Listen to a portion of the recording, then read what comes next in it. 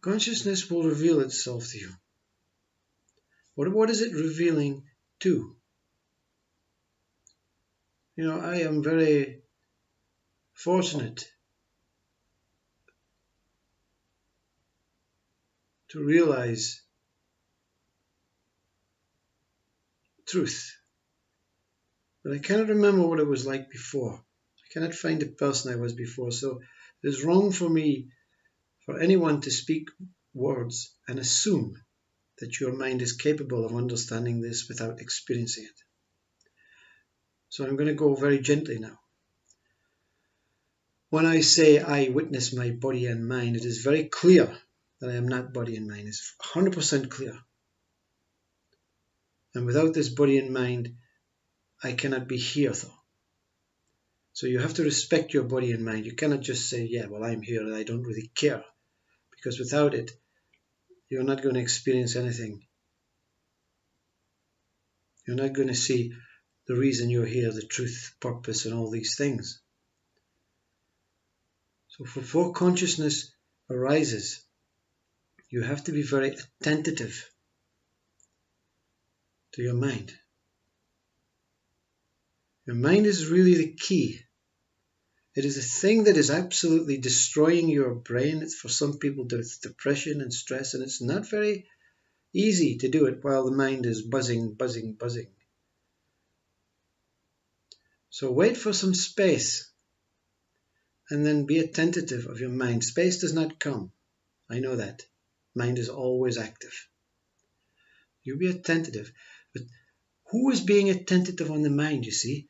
When the mind knows it's being watched, it pretends to be the secondary, another version of mind. Attention is coming from somewhere in your core, somewhere in your hara, your being, your core, sacral, or whatever chakras you feel. That is the consciousness. That is the source of your body. The source of your whole human body is grown from consciousness, which is your umbilical cord. Think about it. First thing that is attached to your mother is this cord. Sperm and egg come in instantly attached to the mother. So source of life came through mother, through cord in this region. Source of truth, pure consciousness, can be found going through backwards into that region. So this attentive thing is peeking through right now. You won't feel it because there's too much going on, too much chaos going on here. So the tension is always on here. Tension is always on the mind, always in the head. What am I going to do? I remember that. I cannot feel that, you see, but I remember that. I can recollect that horrific. I can't get free of this head. And Mooji speaks about chop your head off, and that's what happens. So when you get space, or when you get a time, put on no music. Let everything be silent, keep quiet. And every thought that comes through, you simply watch the thought. But don't listen to the thought. Don't try and understand the thought. Don't try and see if it has a meaning. It may be the most virile thought. It may be the most pleasant thought.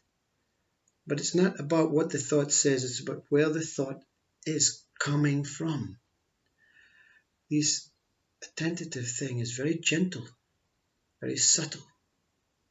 You won't feel it, but slowly it will grow, and this is consciousness rising. And when consciousness rises, it supersedes the thought in the head. And very slowly everything is coming from down here. The tension is from your core, looking at what is going on in your head and not trying to make anything of it and not hoping for an experience or anything. Just simply observe, and consciousness will show one day. Very simple. Namaste. Namaste.